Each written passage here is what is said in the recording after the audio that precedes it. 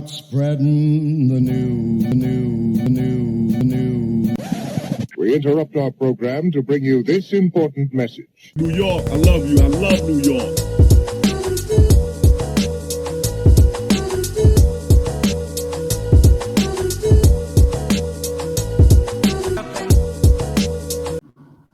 What's going on, people? Welcome to another episode of the Off the Ball podcast with me, your host, Chris LeBron. And this show is brought to you by SeatGeek. SeatGeek, your number one place for all your ticket needs. Make sure to go on over to SeatGeek.com and use the promo code Off the Ball Network, with all caps Off the Ball Network, to get $20 off your first purchase at SeatGeek.com. We got NBA playoffs underway, MLB seasons underway. We got NHL playoffs, anything you want. You want to take your girl to the opera to play, whatever, we got you covered at SeatGeek.com with the promo code Off the Ball Network, all caps.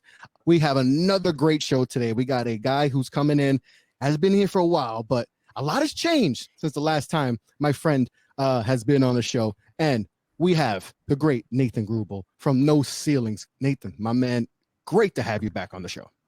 You're right. A lot has changed. Once upon a time, changed. it was me independently doing the Draft Deeper podcast when you and I were exchanging guest spots on each other's shows. Yes. And now No Ceilings has become a powerhouse in the NBA draft community, and I'm excited to be back, repping a bigger platform, and of course, obviously excited to talk NBA draft.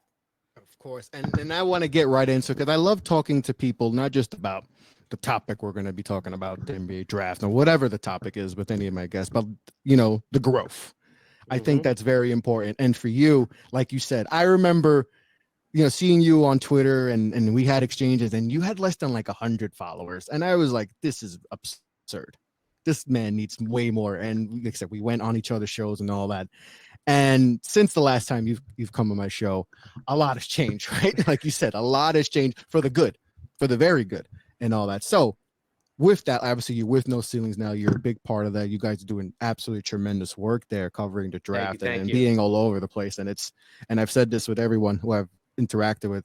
It's one of my go-tos in the morning. I got my cup of coffee and I go read, whatever stuff you're talking about, because there's always, and it's not just that we're reading about a player or a team that needs this or whoever.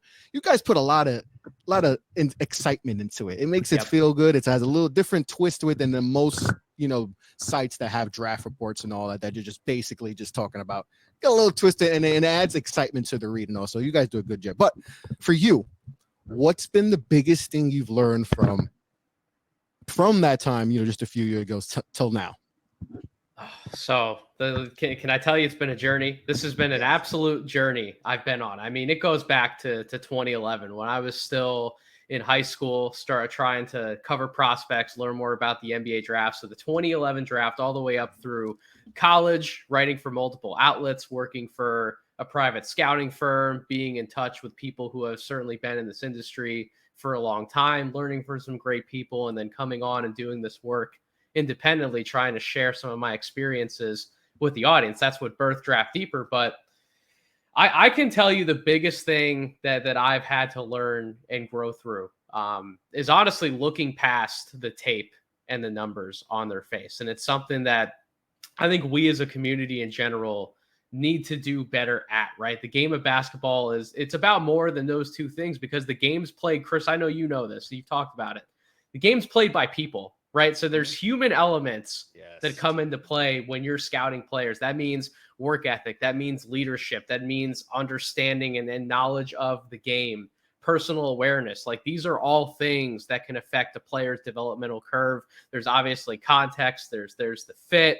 There's, whether this player has certain opportunity on the roster they're going to. Like, there's so many different things that point back to one word, which is intel. And intel is king. We talk about it at No Ceilings. I know Tyler Rucker's famous for saying that all the time, but it really is true. It's the more information you have about these players, and then just remembering to treat them as such, treat them as people, not just basketball players. And when you marry all of that together, along with your evaluation of the tape, along with going to see these guys in person, along with studying the analytics and getting a baseline feel for who they are as players, when you marry all of it together, that's when you grow or continue to grow as a scout. And I know I don't know everything, but that's one of the biggest things that I've learned, and certainly a lesson I can keep sharing with people. Yeah, and like you said, it's more than just the numbers, right? Yep. We sometimes a person can just look at the numbers and let's say a player is 15 a game, but he's shooting 39%, and automatically think, well, he's not a good shooter and all that. But there's context to it, right? Yep. And that's what's probably fun for you is digging. Okay, the percentage is 39%, but he's getting you 16 a game in college. Okay, so that's good. Okay, why? All right, let's see why it's 40%, and you have to dive into that. It's like, okay, well, all right, who's around him? Who's surrounded by him? What's the scheme and all that, and like how is he being covered and all that? And I What's think the role, right? what's Like, the role is, too? is it Yes. a higher volume role than what we would expect that player to be in the NBA? And if it is, and he's shooting a lower percentage, and we're asking a little bit too much of that player, then we can't necessarily be surprised with some mixed results as far as how the numbers shake out, right? So yeah, all that context plays importantly into that, and it's vice versa too. You can use that in terms of whether you raise a player up your board or raise them down your board. But yeah, you can't just look at a number on its face and think this is absolute truth. I use numbers to ask the questions, and I use the tape to answer the why to those questions. Yeah, and you've probably seen, got prospects up close. There's also that element of seeing habits before a Yes. game and all that, and that's why I like to get guys like you who go to games and all that and see the player, because there's people who just want to know information about the player and all that don't get to know that part. They just see what's on, what they see on stat sheet or TV, whatever.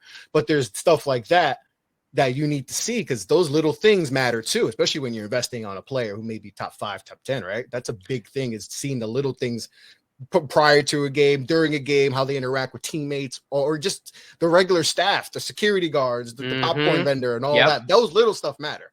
That the personality matters, the communicative skills, they all matter. I believe in communication heavily, right? Especially depending on the position that you're playing. If you're a point guard, you better be a leader on the floor. You better be uplifting your teammates. You better hold others accountable, and really vice versa. At the center position on the defensive end, you're the quarterback of the defense. You're able to see the entire scope of the floor and what's going on in the half court. You got to be able to call things out to others. If you are communicating or you are a good communicator with your teammates, and you're playing one of those two positions, I'm not going to value you as highly on my board. And that's something that needs to be learned. That's not something that every single player has when they first come into the league, but it's an important lesson and something you could take note of. Like you said, Chris, you can see that in pregame interactions. You can see these guys warm up. What do they look like in drills? How do they approach pregame? How do they get themselves ready for the game? And then most importantly, when I go to watch a game up close and personal, Chris, I got to be honest with you.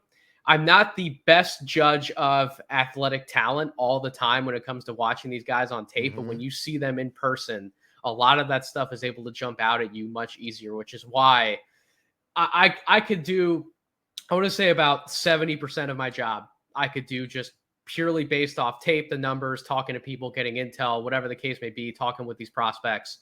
But that other 30% where I actually go to these games and I see them in person, I'm able to see some of these things with my own eyeballs, right? I really couldn't do that chunk of the job without going to games in person, which is why when we're just talking about, what did you see on tape or whatever the case may be, sometimes you do need to go see these guys in person. And if you have any opportunities to do so, if you're a scout or you want to move along in this business, please go ahead and get yourself out to as many games as you can, just to familiarize yourself and keep improving that part of the evaluation.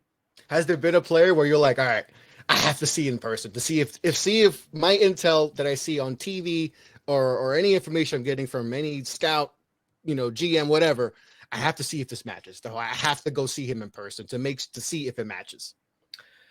So this past cycle, I did get to see Jarace Walker in person. And it's not that I needed to see him in person as to, have him as a lottery pick or anything like that, but to really understand just how much of an athletic beast that this guy is. It's not just the size and the strength combo, Chris. It's also the speed combo. Literally seeing this man up close, chase the other end of the floor for like a loose ball, right? Like getting the deflection, chasing all the way down on defense to finish in transition, and sprinting out ahead of any other guards or wings that could have been running alongside of him, and watching him finish a play like that, that jumps out to you way more in person than it even would on the tape. And that's the type of stuff that I need to be in person to see sometimes to really firmly finalize my opinion on a player and really cement it.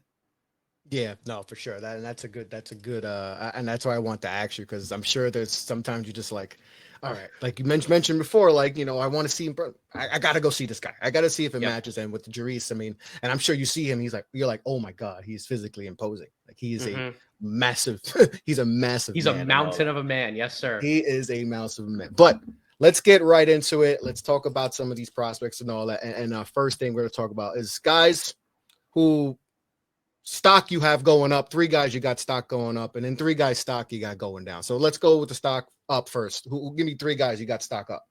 Yeah, it was a little harder to necessarily pick guys who were stock down because I think a lot of my board has stayed pretty similarly up to this point. But I will give you some guys who I've definitely moved up the board. The first would be, and I know a lot of Knicks fans like this guy, Bryce Sensabaugh out of Ohio State. This guy just keeps climbing on my board. He is top 10 for me. He's currently at number 9. Honestly, I could see myself moving him up as high as 7. I think that top 6 for me is pretty solidified. But if I had him moved up ahead of, let's say, the Thompson twins, for example, I could see myself potentially making a move like that. And that sounds crazy to some people. But if you just dig into the tape, if you look at the numbers, Bryce is a special scoring prospect. And that cannot be underrated. What's the most important thing about the game of basketball, Chris? You got to put that ball in the basket, right? At some point, you got to have number one guys... thing in the game is scoring points. You got to score more points to the other team to win the game. you got to be able to get your own, and he's someone who can certainly get his own within the flow of the offense. Rates out in the 91st percentile on jumpers, 95th percentile catch and shoot shots, 82nd percentile on jump shots off the dribble. I get that there are some concerns about how often he got to the rim, or what his passing looked like, or what his defense is going to look like at the next level. I think the passing is going to be there, maybe not in terms of him being like a 4, 5, 6 assist guy, but I do think he got better as the season went along and making the right read when it was in front of him.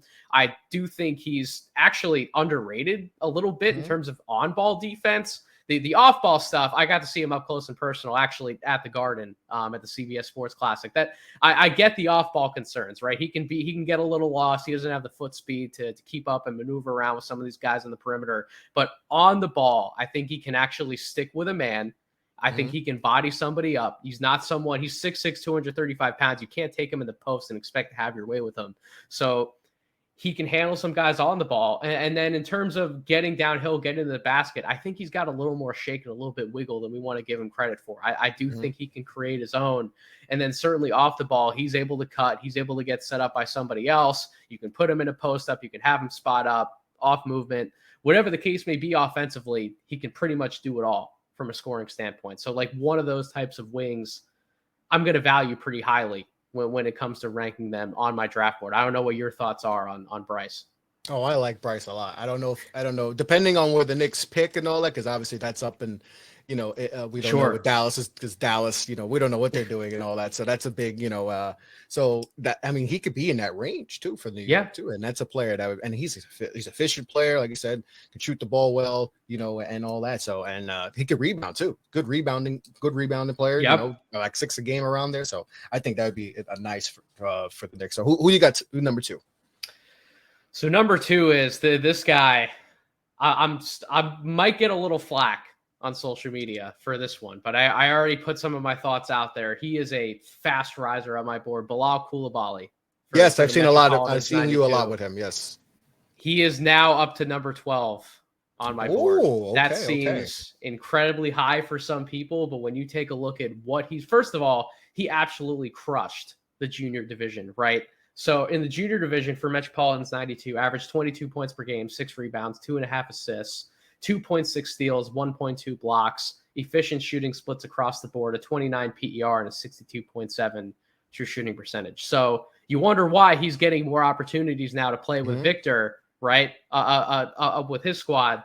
That's why he absolutely crushed the junior division. And now that he's getting opportunities in the Pro A League with Met 92, he had his best game over the weekend that he's had at this point up to the season in terms of playing up at that higher division, 14 points, 6 of 8 shooting. The way that he operates within the flow of the offense, he's like a mature player out there, which is crazy to say because he's only 18 years old. Yeah, he's going to keep getting better. but he plays at a great pace. He's very athletic, smooth with the basketball in his hands. The footwork, I think the footwork is some of the best I've seen from a pure wing, like ever, in terms of scouting for in like the 11 years, 12 years that I've been doing this. His footwork is certainly up there. These guys who are of a certain size, of a certain length, athletic profile, footwork, improving spot up jump shot, capable defensively, good rebounder. These guys, when you put all of these skills together, they're generally either knocking on the door at some point of being an all-star, or they do end up all-stars in the NBA. So I get that it's not as clear of a projection. We haven't seen a whole season's worth of games like he just had this past weekend, for example.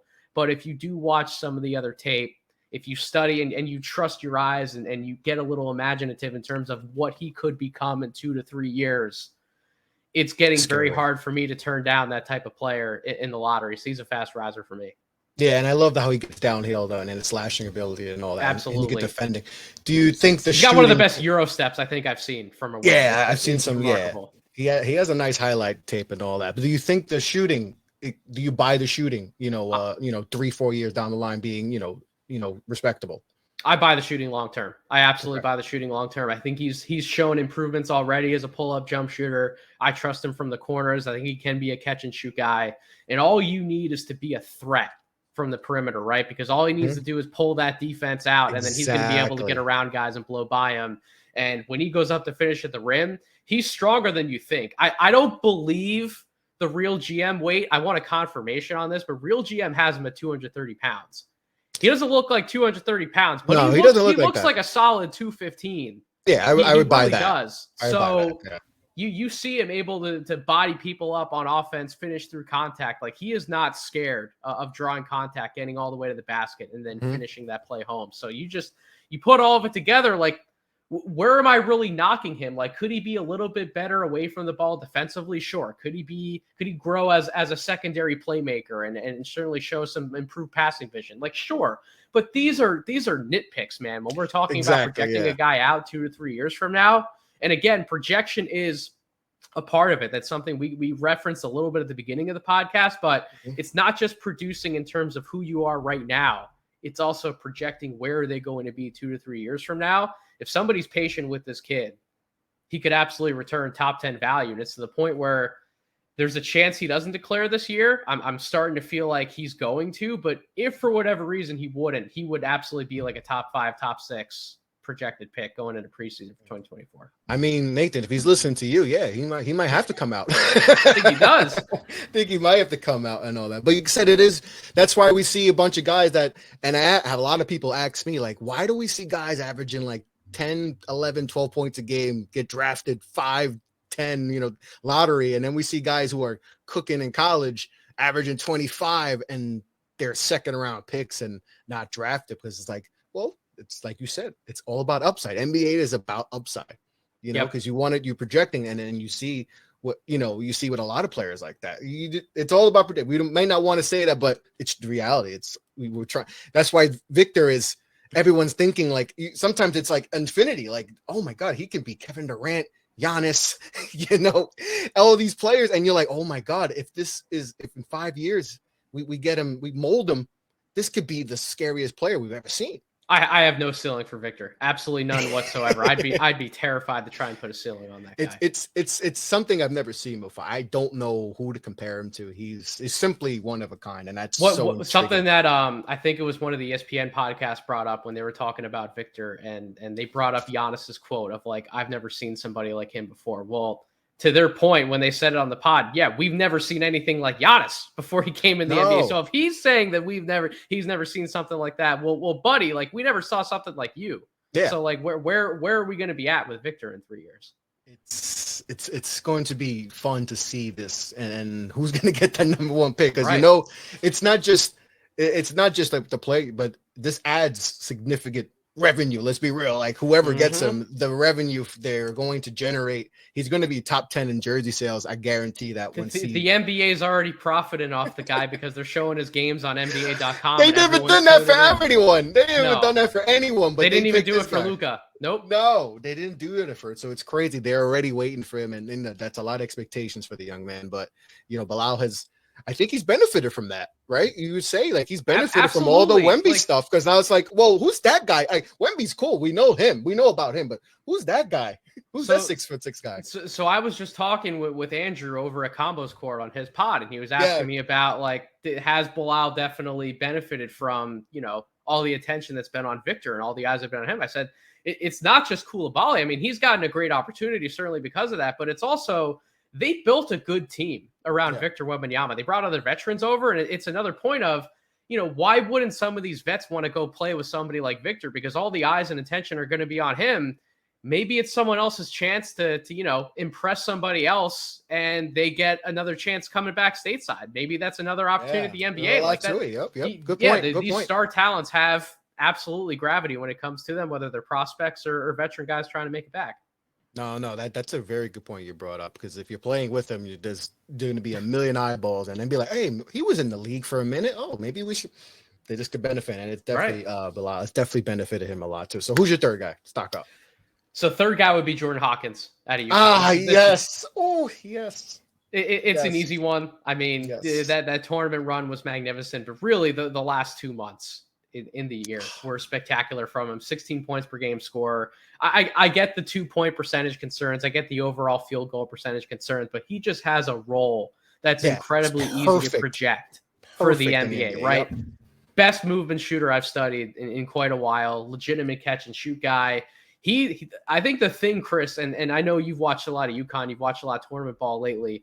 He's better at turning the corner than I thought he was. Like, he may not be the guy who's going to break you down off a few dribble moves, but if you get him running off a screen or in a handoff action, he'll turn the corner on anyone, and he'll get all the way to the basket, and that will be his opportunity to finish or jam it down. 100%. I talked about that with Steven on the last show I did. Like, that's what I love. There's an underrated aspect to his game to get to the basket. I love that aspect of his game. Absolutely. So he's shown growth in playing out of pick and roll sets, playing out of DHOs. You know what you're getting from him as a shooter. He's not going to be a lockdown defender in the NBA, but he's a guy who he's cerebral. He's very aware of what's going on. His off-ball defense has been good, even going back to last season at UConn. His off-ball defense has been good.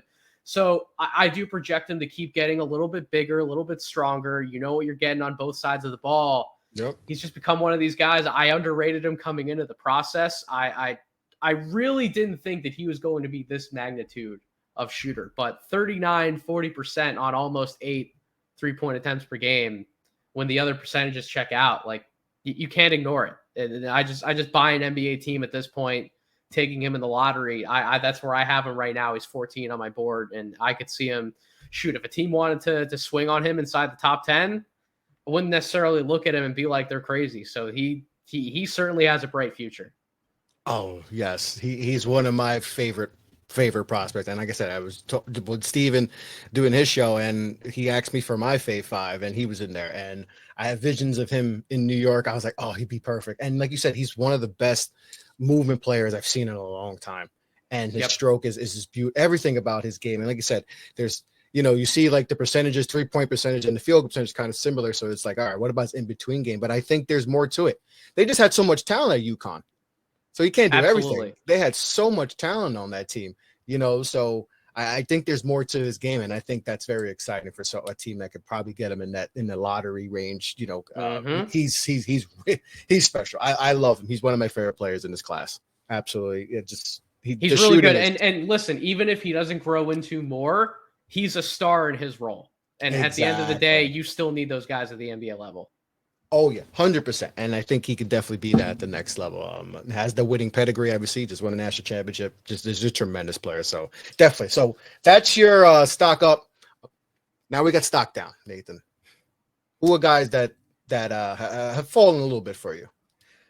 So I picked these guys for stock down. Not that I'm necessarily out on them as players. These two of these guys, I'm actually not out on both of these guys, but I'm just lower on them in terms of where they've generally been at consensus. So I have Grady Dick and Keontae George outside of my lottery. Not like outside of my top 20, but outside the lottery. Which one of those guys do you want to start with first? Let's go with Grady, because he was the flavor of the beginning of the season. Though everybody was like, "Oh, he's gonna let's go with Grady first." I don't think he's going to be a bad NBA player. I think he's going to be fine in the NBA. I just don't see the type of upside that makes me want to take him in the late lottery or inside the top 10. As I see him some top other 6. Some want to. people, I was like, oh, that's a little rich for me, and I agree with you on that. He just doesn't move like some of these high level creator type of wings that we want to project him to be in the NBA, right? Like if we're going to project him out to be a star, he doesn't handle the ball and move like some of these shiftier, more explosive wings. He's a little stiff. He's a little upright. I don't see him generating his own offense at a really high level. He's more of a spot up standstill type shooter. He can hit a jump shot off a 1-2 dribble pull up. He actually rated out on those dribble pull-up shots in college this year at Kansas, but I don't see him as an incredibly high-level finisher. I don't see him as he's a good athlete, but he's not a great athlete. He's got the 6'8" size, which helps him, and he's a competitive player on both ends. He's competitive. I just don't know outside of the standstill spot-up shooting and some of the 1-2 dribble pull-up stuff. I don't see any other outstanding skills from him. Yeah. Anything that really makes me point to and be like, yeah, these things are going to make him a star in the NBA. So he can return starters value. He can even return top 15 value. I have him at 16 on my board. That none of that would surprise me. There are just a few other bets that I think I would rather make at this point when we project towards trying to hunt for stars in the lottery as much as we can. So that's why I have Grady Dick just outside my lottery, but I may move him back into that late lottery range. Who knows? Yeah, no, I agree with a lot of points you brought up about Grady. I felt like people were trying to project him, that he could be a star player. But it's like if you're taking someone in that top 6 range, you're trying to look for that star. And like I said, I didn't see it. And all they were trying to give the Klay Thompson name out for him, and I can't get that. No, I don't. That was a little too rich for me. Yeah, I saw that too. That was a little too much. But let's go with Keontae. He was another player who, when we were trying to figure out early in the season who's the third player, right? Everybody had who their flavor of who they thought the third player. We know it was Victor and Scoot 1-2. Who was the third player? I saw a lot of people have Keontae as that third guy. So why do you feel like his stock has dropped? I have Keontae right behind Grady Dick on my board, so I have him at 17. So again, he's inside the top 20. It's not that I don't like him. I don't see these higher level outcomes coming true for him. The type of player that he is, the types of shots that he wants to take, his role within the offense where he feels most comfortable. I don't see that projecting out towards a high level outcome in the NBA. If it hits at that degree, he's got to be like a Bradley Beal type of player. Like that's the type of value you expect him to return if you're drafting him inside like the top 8, top 7. He was better earlier on in the season in terms of secondary playmaking. He was playing hot potato with the ball a little more frequently. That sort of died off for him, whether that was purely a product of Baylor just not being able to win some of these games down the stretch and he had to play hero ball in the second half of a lot of these games. But he's a high volume, low efficiency guy. So this comes back to some of the context, right? So when we're taking a look at somebody like Keontae George, if you're drafting him inside the top 10, you want the ball in his hands more often than not. You want him to be a higher volume player. If he's showing you that maybe that's not his best role, maybe he needs to be a little bit more off the ball. Maybe you need to bring him in as a secondary or a tertiary guy rather than like a primary. Develop him as more one of these guys who's going to handle the lion's share of the offense and the usage. If that's who he is, that's the type of guy I would look at drafting either later in the lottery again or like just outside. Maybe you're looking at him as like a top 20 guy as opposed to a top 10. I will say in his favor, 2 things in his favor. Number one, he's built really well for a guard. Like he's a thick guard, strong, and he rated out better defensively this year than I think people would initially realize. People only shot 30.7% against him per synergy when he was actually guarding other shots. So he's a better defender than we give him credit for. He has a projectable role. He can be a better shooter than the percentages would indicate. I just don't think he's a higher volume player is my big rub in terms of taking him too high. Yeah, and I think with a lot of these volume scorers, that's going to be the thing. Is like, okay, if we don't trust him with the ball to make the right plays or have the most efficient shots, what kind of player is he if the ball's not in his hands? Are we getting still a top 15 player, or is this player more of like you said, a lower first round pick?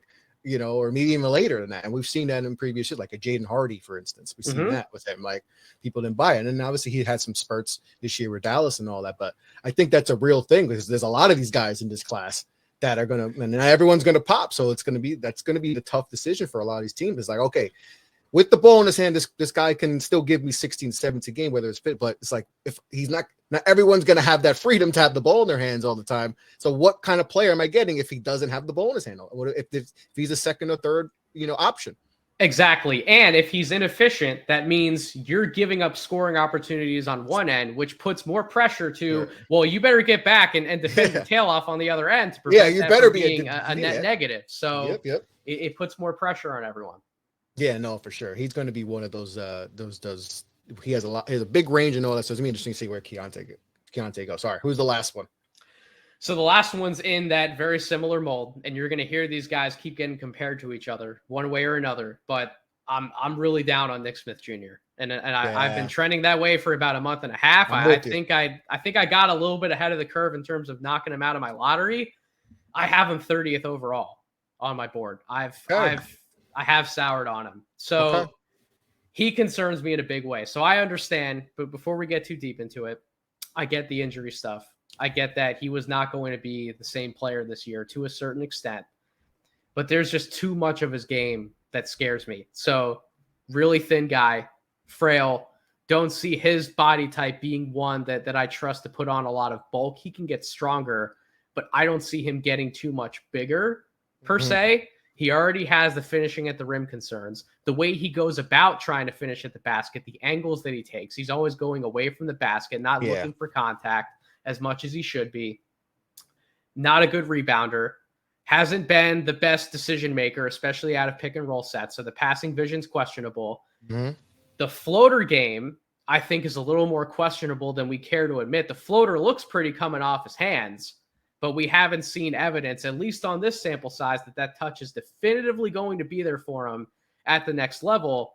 And then I don't think he's as versatile of a shooter as we would want him to be if he's playing off the ball. He's someone who he can spot up, he can create some off the dribble jumpers for himself, but I don't see him as a versatile shooter like we talked about with Jordan Hawkins, for example. I don't think he's that kind of player. So we're taking away so many of these things from him. On top of, I don't trust him on the defensive side of the ball either. So I get that once upon a time he had this upside as this 6'5" combo guard who can sort of do a little bit of everything, come in, and if he's hitting his peak ceiling, he can return top 6, top 7 value. Again, we're comparing him to if he hits and you're drafting him that high, it has to be like that all-star combo guard like Bradley Beal type of upside. The chances of that hitting are more minuscule than I think a lot of people would dare to give that credit to. So I've soured on Nick Smith Jr. I would much rather take him later on in the first round. Again, there's plenty of time for me to reevaluate my board and where I rank these guys in terms of number next to their name. We don't know everyone who's still going to definitively be in the draft yet, but as of right now, I have him in a territory that should signal I'm not comfortable making a bet on him if it gets to a point where a team has a pick, they're in a certain part of the draft where it's like, yeah, there might not be more better bets than taking like someone who had the pedigree of like a top 5 player in the country in their high school class. But as it stands, I'm not comfortable with spending like a lottery or a mid-first round pick on Nick Smith. No. I definitely agree with you. I definitely soured on him a lot. And the one thing is the finishing around the rim too. Like I think he was around like 40, high 40s or whatever, finishing around the rim and all that. And I know the injuries are going to be the big thing. So I was like, did we get to see the real Nick Smith this year? Because him missing so much time and all that. And then obviously they had Anthony Black and all that. So they had a lot of players, how did he work with him? But, at one point, like you said, people were top 10 on him and you have him lower on all that. And I haven't seen him that low, but I with everything you said, it makes sense. I wouldn't be surprised if he ends up going that low, because it's like, there's the shooting struggles. He's a little thinner and all that. And like you said, the playmaking we didn't get to see. And obviously, like I said, Anthony Black was there. So, and the injury. So he's going to be another interesting one. Cause like I said, he was highly touted. He was supposed to be a top 10 pick. And I saw people saying Gilbert Arenas type. Like, he could be that type. And I was like, I don't know. That's a little rich, but I saw that a lot. the bar for being a primary creator in the NBA, it's just so high nowadays, right? Like when you talk about if he's going to be the one primarily running the offense, whose job is he taking? Right off the bat, right? So Exactly. if he's not able to do that, why are you prioritizing taking this guy in the top 10 or top 12 if you don't even think he's going to make your rotation in the type of role that you would want him to play? Yep. Yeah. That makes a lot of good points with Nick Smith. He's definitely, been lower on my board for sure. So it's going to be interesting to see where he goes and all that. But that was stock up, stock down. But let's get right into the next topic. Let's talk about your 3 best non-power 6 players that you love. So Jarace Walker out of Houston, number 4 overall on my big board, 11 points per game, almost 7 rebounds, nearly 2 assists, 46.5% from the field, 35 from 3, 66 from the line, 2.3 stocks, 22.1 PER, 89th percentile on defense, 63rd on offense, 56th on jumpers, 65th catch and shoot, 84th at the rim. It's pretty good. Those are a lot of positive numbers that are trending in his direction. But why? Because I've asked numerous people, and every time I ask this question to someone, they're like, "It's Jarace." The first thing is Jarace Walker. Why? Just give me why. Because you see it on the court, you see the physical, you see how strong he is, 6'9", feels like he's looked like Ben Wallace out there. Like, just tell me why.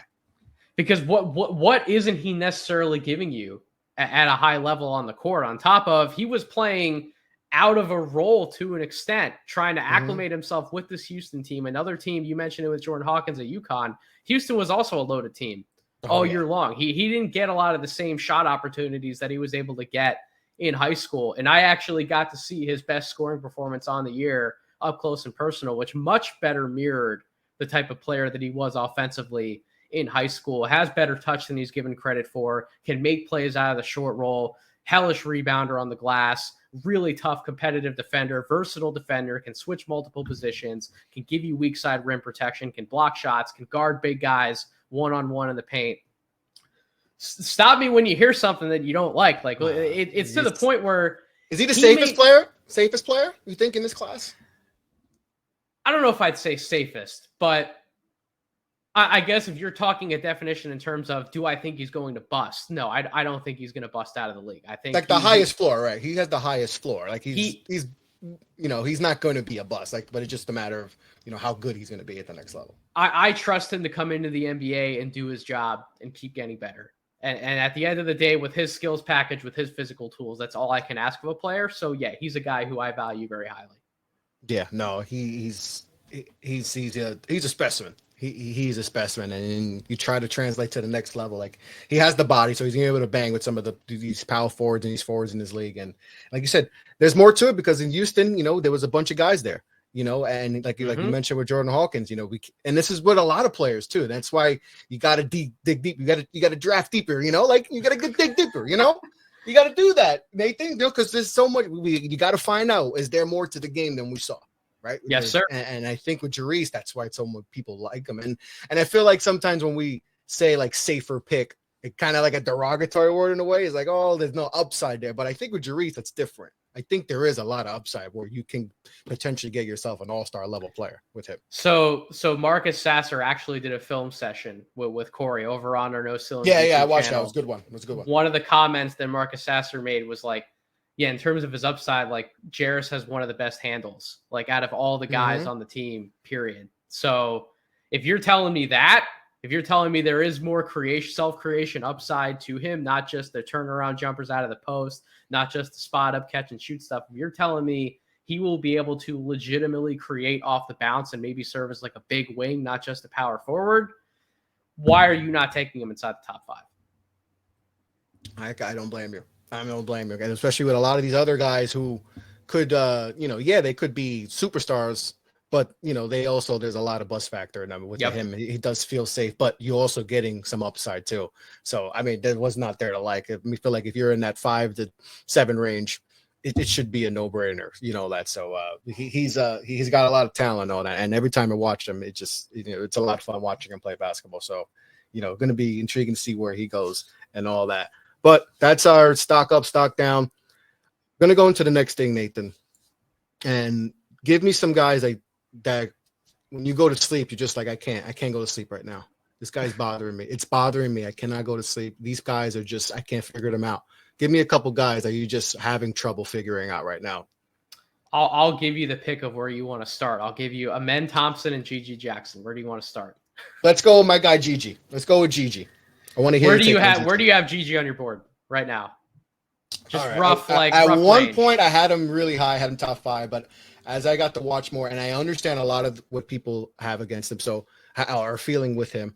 I have him in mid-teen, so like 14, 15 right now.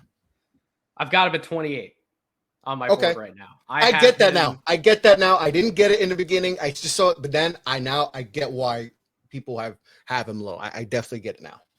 So his style of play is very questionable for his projected role early on in the NBA, right? Like early on in the NBA, he's not going to be a high volume perimeter shot creator. No, like what coach is going to put the ball in his hands and ask him to do just that? No, so then no you one. start to peel back the layers of the onion and say, okay, well, if he's not going to be that, then let's say you put him in more of a complementary role. Can he be a role man? Is he setting hard screens at the top? Is he a guy who's going to thrive and feast on the offensive glass? Is he a secondary creator? Is he a spot up shooter? Like, you peel back the layers of the onion, you kind of start to see, well, he wasn't necessarily good at any of those things to a certain extent at South Carolina either. So he's a type of guy who he's sort of been wired to play one specific way. You know that unless he puts some of the other things together, he's probably not going to get to play that way at the NBA level. So he has to go to the right developmental situation, right? Some team has to, and I've been saying this since the preseason. Whoever drafts him has to have the perfect plan in place as to how they're actually going to bring him along. They need him to fully buy in to their program. They have to have the right program for him in place. And then it's going to be 2 to 3 years until we get an idea of what Gigi's actually going to be in the NBA. So from a pure talent perspective, the reason why this is so perplexing is because he has top 10 talent in this draft class. Yeah, Nathan, I think it's top 3 talent. Just pure talent.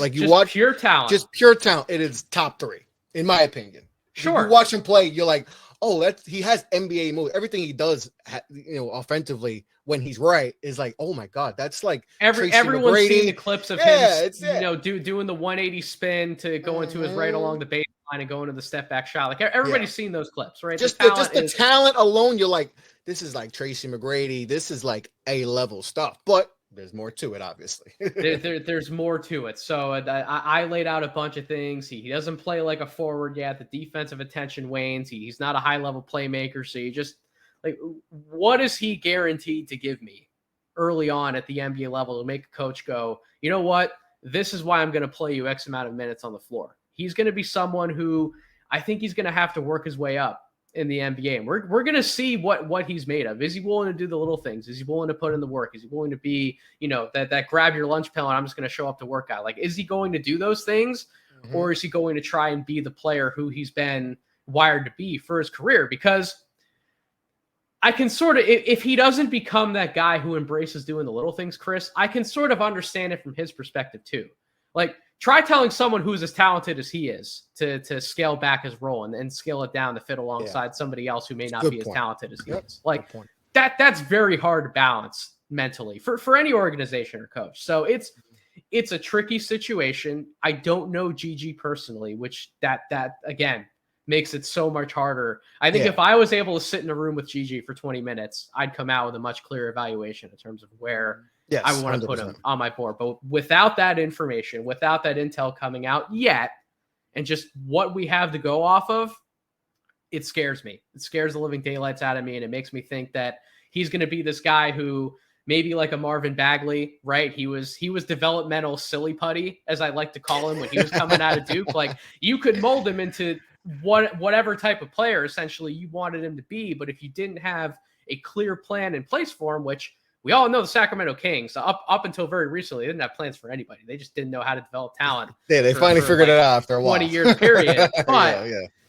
he moved on to a second team. He's now with the Pistons. It looks like he's starting to get his feet underneath him a little bit. That may be what has to happen with Gigi. So it's tough. Yeah, he's definitely, and I understand. And there's a lot of things to like, but there's probably more things to that you don't like. And the situation is tough. He's playing for a South Carolina team that's bottom of the SEC and all that. Not a lot of talent around him and all that. So you can understand some of the frustration. And he's supposed to be in high school right now, right? He reclassified and all that. Was supposed to go to the other Carolina school, originally. And maybe that he's probably best that he did want to go to South Carolina than North Carolina. He probably got lost in the shuffle at North Carolina. He probably in the transfer portal, to be honest, with the disaster season they had. So he made the good decision to go to South Carolina, but he just had to do too much. And then made a lot of the body language too. He got benched, a few games in the season, and the body language was like Luka level, like at times, like it was like, dude, you got to try at least, and especially defensively, some of he would just be out of whack defensively. It felt like at times he didn't know what he was doing at all and all that. But it takes young players time to adjust to a new job, just like it is with anyone in real life, right? If you ask me to just turn around for my career and do a brand new job and get it down pat within a few months, I don't know if I could do that. Just being honest with you. Exactly. And now try and go on multiple levels in the world of basketball and play at a high level college in the SEC. Like it's a lot of adjustment, which is why I hope that Gigi is like the last story that we see for a while in terms of these guys who want to reclassify and play up. I take some time, be patient, be a kid. Amani, learn, right? Did Amani reclassified? Amani did that as well. And it didn't work. Amani's not even on my top 60 anymore. So that's kind of just where we're at. Right? There are some horror stories from recent years. So just enjoy your life, be patient, be a kid. I promise you have the talent. The NBA is not going anywhere. Do it the right way. And I promise everything will work out for you. Especially with NIL right now too. Especially with NIL, like you can get your money. You make a little money in college and all that, and then if the pros call, the pros call. Like, you can sit in college for as long as you please. That Jack Nungy might be coming back for a 7th year in college, just making those NIL checks. We got 26-year-olds in college now, Nathan. So keep getting them checks. Keep getting them checks. Nobody wants to leave college now. It used to be like you can't keep guys in. Now it's like no, guys are staying to the 28. They're gonna be yes, sir.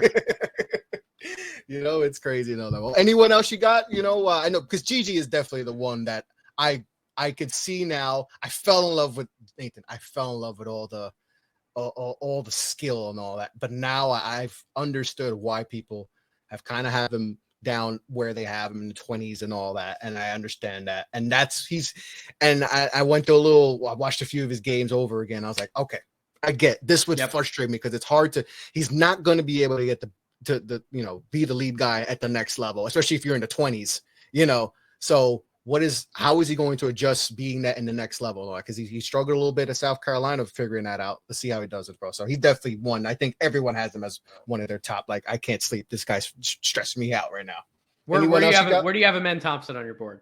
Where do you got him in? I got him 5. I think strictly off of the talent. I think, like you said, it's upside. So you're trying to think of, but I talked to Steven, I had recently, and he's like, I've seen him in person, and I can't grasp him and all that, and then maybe it's the OTE, because of the level of talent, not facing the best and all that. So talk to me about him, man, because he's another one. His first step might be one of the best first steps, by the way, I've ever seen.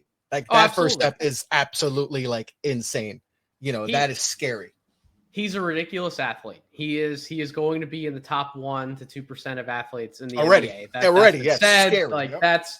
That's not up for debate. I have him at number 8 on my board. So when we talk about within the top 10, that's a large gap between people who have him at number 3 to 5 and me who would have him at number 8, possibly trending towards further towards the back end of that top 10. Mm-hmm. At some point within the top 10, again, our goal in the lottery is to draft a star. You are star hunting for as long as you possibly can. If that sliver of star upside exists, you got to look to draft that guy at some point inside the top 10, even if the concerns are present. Amen scares the living daylights out of me because if he hits, he probably is one of the 3 best players in this draft class.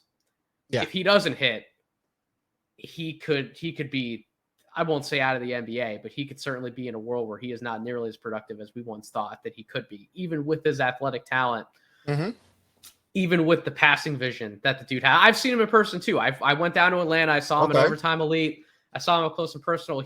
There's one play that always sticks out to me. He got somebody on a first step driving towards the basket. Help comes over. He does a 180 spin and puts a pass perfectly in someone's shooting pocket, throwing it around the back. So he's like doing a 180 spin with the ball around his back, and he places the pass perfectly, and it's an assist for a score. And I'm like, I've never seen anybody do something like that before. Like, truthfully, I have not seen a pass like that.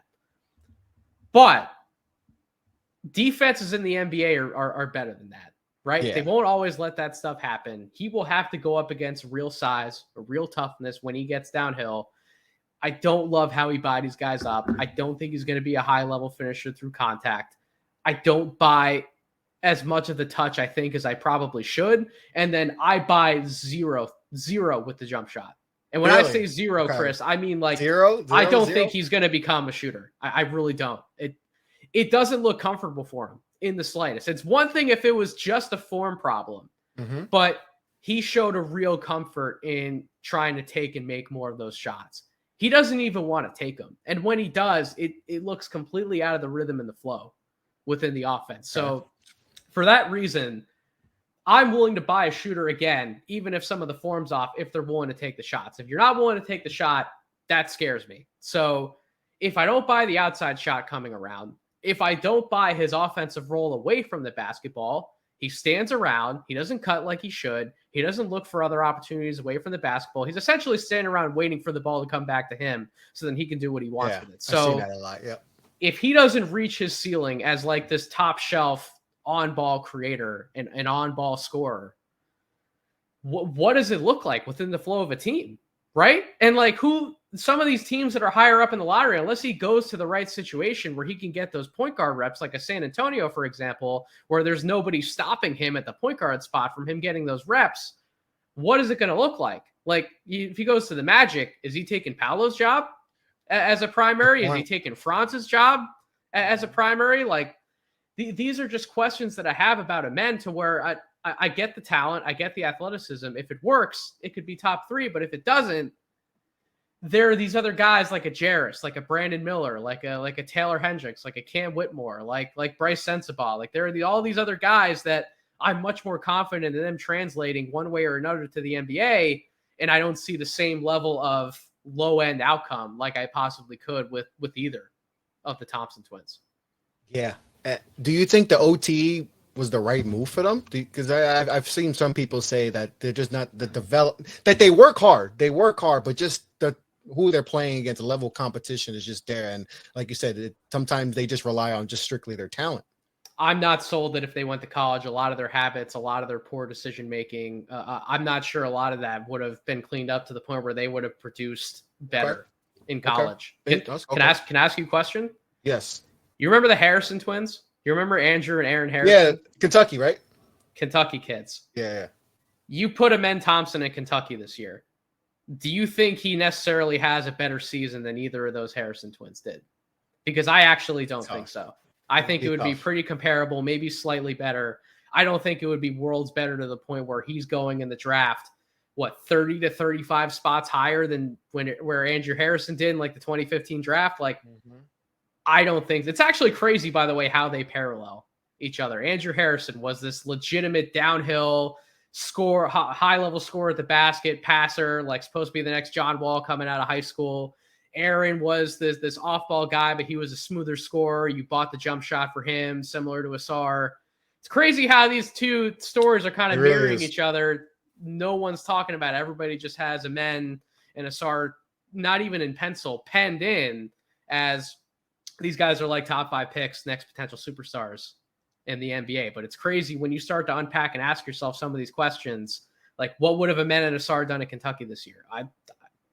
I don't think they would have had better statistical years than they did playing at Overtime Elite, which, by the way, I think the basketball can definitely be better with Overtime Elite. I think the talent is legit, though. I think they have a number of really good prospects who we're gonna see them in the NBA. We're gonna see guys, especially like these next 2 or 3 classes coming in. We're gonna see these guys in the NBA. I think the talent's there. I think the basketball can be better, but yeah, I don't know if they would have done exponentially better playing in college. That's good. I never thought of it that way with them, and that's going to be an interesting way to look at it. You know, how would they fit if they went to college and all that? And like I said, it's a good comparison to the Harrison twins and all that. Is there that much difference between Asar and Men? Because there's some people that would say like there's not that much. Then there's some people that have 1.5 and 1.17. Like, talk to me about that. I don't think there's a big gap between them. I have them one spot apart on my board. I actually do have Asar higher than Men on my board. Oh, I buy Asar translating cleaner than a Men. I think a Men has the higher top end outcome, but in terms of like a median to lower level outcome, I buy what Asar is bringing to the table on a consistent basis more so than a Men if his top end outcome doesn't hit. Okay. Yeah, because I've definitely seen some people. You're one of the few people I've seen that think Asar has Asar higher than a Men. But I think it's simple. Like, I think people, you know, when we talk about upside, you know, they see a Men and like, oh my God, if he gets figured out, you might have yourself, you know, someone really special and all that. Which, if you believe in him, you should have him top 3 on your board. You should have him right behind Victor and Scoot. Maybe you even have him challenging Scoot. Maybe you have him number 2 on your board. Like, if you truly believe that he's going to iron out all these kinks and he's going to be the player that we think he can be, then you have to have him that high on your board. Otherwise, you know, then you're as confused as I am on his evaluation. Yeah, no, for sure. And there's a lot of prospects that are confused and all that. But Nathan gave us a couple guys that are giving him trouble at night when he's, you know, when he's about to go to sleep and he's trying to figure out who's there. And they gave him issues and all that. I said, GG, definitely a Man, definitely another one, but definitely GG number 1 to me. I think a lot of people have agreed with that. But we're going to get to the last portion of the show, Nathan. I appreciate you coming on the show. There's been a lot of fun, but we're going to cap it off with a draft and all that. And we're going to draft our draft of five guys each of second round picks since 2010. This is a draft show, but we're going to change it up a little bit. And we're going to draft our best 5 of second round picks since the year 20. We're trying to make a team with it, right? We're not just drafting her, but we're trying to make a team, right? Making a team. You're going to try to make the best team out of this. So it's going to be fun and all that. So you are the guest, Nathan. You are on the clock. You have the number 1 pick. Who you got? You're going to give me the number 1 pick. Okay. Yes, you are the guest. So this is the easiest pick I'm going to make all day. I know. Jokic. Yeah, we're going to go with the superstar. We're going to go with Nikola Jokic. He's the guy who we're going to build the team around. Best second round pick in my opinion ever. When I rate out a lot of these guys and I put them together, he's the only tier 1 player I would have coming out of, you know, the second round. So yeah, it has to be the captain of the team. Do you ever go back like in these drafts and be like, why were these guys second round picks? What did they get wrong? Do you ever go back and just do studies on like why you think, or talk to people, why do they think these guys dropped? I do like to go back and look on occasion. I absolutely do. And I think doing that research, going back and figuring out not even just like who went in the second round and who outperformed the draft slot, but who went in the second round or who was undrafted and who stuck around, period. Right? Like what made them actually win jobs over a number of guys who went in the first round of the draft, and what are the traits that stick out to you? And it's generally it's guys who have more experience, right? The guys who go in the second round are generally older guys. They're not necessarily freshmen coming out. They're older. They have more experience. They have a high basketball IQ, right? They process the game well on both ends of the floor, even if they're not the most talented, like Jokic with defense, for example. He at least sees the game at an incredibly high level. He knows what's going on in front of him. And then you have to be able to shoot the basketball to some degree, right? To some degree. So high feel, able to move the ball, able to shoot it when you get it. And if you can defend at an average to above average level, that's also going to play very well in your favor. Yeah. And it's crazy is that they had Yusuf Nurkic too on the team. And they traded Yusuf, and a lot of people are like, "Why are they trading?" Because why are they trading Nurkic, who's like a 17-10 guy? Like, why are they trading? Yeah. I think he was like 11, and he looked like he was emerging. And they're like, "Oh, why are they?" I think they traded for like Mason Plumlee or something, one of the Plumlee brothers. And they were like, "What are they doing? And they made the right move." Come to practices and watch what Jokic is doing, and then you'll see exactly why we did what we did. 2 MVPs later, I think they made the right move there and all that. All right, that was an easy pick. All right, with my first pick, this should be easy. This next one should be easy for you. I'm going to go Draymond Green. Okay. Going with Draymond Green with my first pick. 4-time champion, defensive player of the year and all that. I think he's going to fit right well with my team and all that. So I'm going to go Draymond Green with my pick. I am shocked you did not make the homer pick.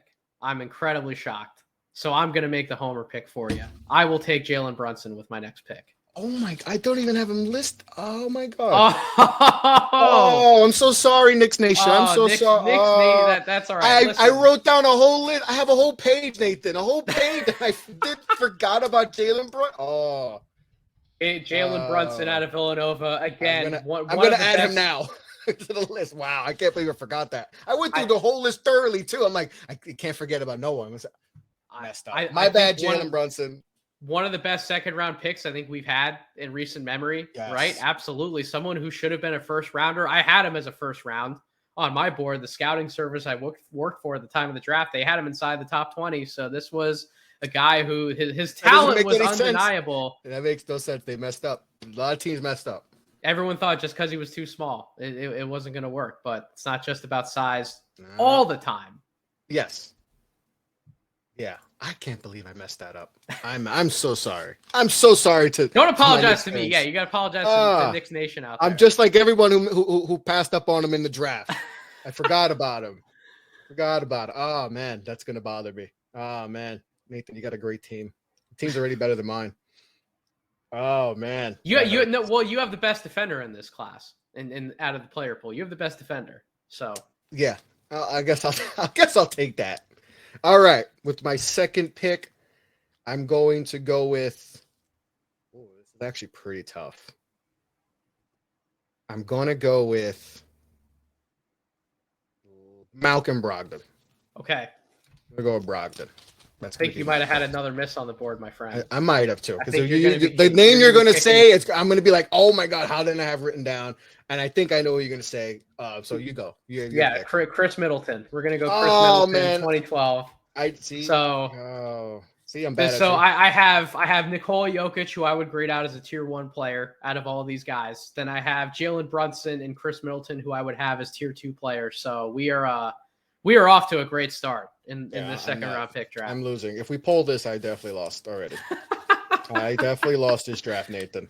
There's some great picks left on the board though. My eyes aren't good. See, the glasses aren't working today. Maybe I missed. Oh man, I'm mad at myself. Okay, I gotta make up. I'm gonna go Bojan Bogdanovic. That's a great pick. I feel like that's my best pick. My best pick. I'm gonna go Bojan. Excellent value pick. One of the best shooters I think we've seen in the last 5-6 years in the NBA. Excellent pick out of the second round. My next one. Where am I going to go? You know what? I have plenty of offense. I need defensive versatility. I'm going to go Nick Claxton as my next pick. So I'll play him alongside Nikola Jokic. So that will give me the defensive range that I need, along with Middleton, who I think Middleton's a better defender than people give him credit for. That's a good pick with Claxton. He's definitely showed that he's going to be in that defensive player of the year running this year. Absolutely tremendous season this year. All right. Okay, let's see where I'm going to go. Let's see where I'm going to go. All right. I'm gonna go with my homer pick. I'm going to go Mitchell Robinson. Okay. Let's go with Mitchell Robinson. I didn't even have him written down, to be honest. That's okay. I'll take him. I got to make up for a Nick, so I got to have a Nick on my team. You're essentially trying to lock down my offense. I have to figure out something defensively because I don't have enough firepower offensively, so we got to at least try to stop you. Absolutely. So my last pick, I need somebody else who can. Well, actually, you know what? Maybe I don't, because I have Jokic. So I have somebody who's going to create everything. I have Brunson, who's able to do it off the dribble. Chris Middleton's able to get his own bucket. So maybe I do just need a shooter. All right, I'm going to go a little bit bigger. I'm going to go Jay Crowder as my last pick. So we are just going to try to be tough as nails with Claxton, Crowder, Middleton, and hope that that's enough defense around Jalen Brunson and Nikola Jokic's offense. Okay. All right, so I have Bogdanovic. I got Mitch. I It's amazing, by the way, when we look at doing an exercise like this, Chris. I was really excited when you asked me to do this because look at how much talent we can find that was taken in the second round. Exactly. That's what it shows. Hey, you don't have to tank all the time. You could find some talent late in the first round and second round. There's teams that have done it. So I took Bojan. I feel like I'm missing a guy I drafted. Oh, I took Draymond. You got Draymond, Malcolm, Bojan, and Mitchell Robinson. Yeah, I didn't put C next. Okay, so with my last pick, all right, we got a very defensive later. We got Bojan. You know, Malcolm can shoot a little bit, can score a little bit. All right, so I'm going to need another offensive weapon on this team. So I'm going to go with Spencer Dinwiddie. Okay, that's a good pick. That's a good guard pick. I can trust him with the ball, off the ball, and all that. Good leader and all that. I feel like he can fit well with this team. So that's my pick. So, okay. Last pick, right? We got last pick. Yep. That was. Do you want to do a sixth man? You want to pick a sixth man? All right, pick a sixth man. Okay, sixth man. I'm going to go. All right. I should take another guard. There's a player I want to take, but I should take another guard. I'm going to go Ayo Dosunmu. Ayo Dosunmu. Okay. I like that. Somebody who can create his own. He can create for others, get his own shot. I like that. And defend his own position. Okay, yeah, very versatile guard. Taken a couple years ago by Chicago. All right. My sixth man, I'm going to go with Isaiah Thomas. Great six-man pick. Yep. I thought about it. Pick in 2011. Isaiah Thomas in his prime averaged 29 at one time with Boston and all that. Yep. All NBA type player when he was healthy. You know, so I like the back end of my draft better than the starting. Brunson, I'm so sorry, Brunson. I'm so sorry, Caleb. I messed up big time. I went through it thoroughly too. Like I can't forget. And of course, the guy who's on the team I root for, I forgot. I know he was a second round pick. I mentioned it billions of times, but I forgot. I'm so sorry, Jalen. I think though, if you put these teams together in their primes, I don't think it's a wash on either side. I think it's a close game. I think this is a competitive game, and I'll make sure to put it out on the social media to see who's the team's better. I think I did solid the back end, but the first, you definitely got it with the first two picks, and I'm sorry. Once again, sorry, Jalen Brunson. But that's going to be concluding the show. Nathan, my man, this was an absolute blast. I'm so happy we're back on. It's been too long, but this was a pleasure, brother. Yes, sir. Thank you as always for having me on, Chris. You were one of the first. You and Off the Ball Network were one of the first to actually come out and support me. So as you alluded to at the beginning, so thank you for all the support through these years. Of course, certainly, anytime we can link up, it's an honor. Yeah, man. Like I said, I've followed you since the infancy of Draft Deeper and all that, and I've always respected your work and always why doesn't he have more followers? Now you have like a kabillion followers and all that. So I'll take credit for that. Thank you, Nathan. But no, man, you've done great work. I appreciated all the good work, and it's led you to do tremendous work with the team. You guys are the Monstars over there. You got a squad. And it's crazy because like I've interviewed a lot of you guys before the No Ceilings, and it's like to collaborate now. All you guys get together, and I mean that's just like. The information you guys are spitting is tremendous and all that. So continue the great work at No Ceilings with team. It is officially your season. It is draft season and sir. All that. So continue the great work. Like I said, I'm always reading up on the emails and all that and checking up on all the work. But man, once again, a pleasure to have you on the Off the Ball podcast, brother. Much love, Chris.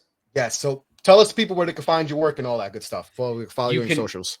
Always can follow me on Twitter at Draft Deeper. Anything I'm doing, whether it's a podcast, whether it's written content, whether it's media content in terms of YouTube videos, you can find all of it through No Ceilings. You can follow No Ceilings on Twitter at No Ceilings NBA. You can subscribe to the Substack, NoCeilingsNBA.com, and check out the YouTube channel by the same name as well. Just put up Mock Posit Draft 6.0 on the podcast feed. Yes, so that's I'm about to listen to that. Our fun little twist. We do a mock draft based on our Draft Deeper composite big board. Our process is essentially we have to select the players that are on that composite board. We cannot go outside of that board. So we let the chips fall where they may, and then just put up a written feature for the Morning Dunk on Overtime Elites, other prospects eligible for the draft, not named the Thompson twins. So if you don't know about any of those guys, make sure to go ahead and check that out. Yes. I put all that in the links below on the show description and all that. But Like I said, thanks for coming on, Nathan. This was a blast. That's Nathan Grubel of No Ceilings. I'm Chris LeBron. You can follow me at Off the Ball Pod on Twitter, Instagram, Facebook. Make sure to follow the show on Apple, Spotify, wherever you listen to your podcast, and give us a sub on YouTube, Off Ball Network YouTube channel. But that's going to conclude. Like I said, that's Nathan. I'm Chris. Everyone, be well, be safe, take care. Peace out.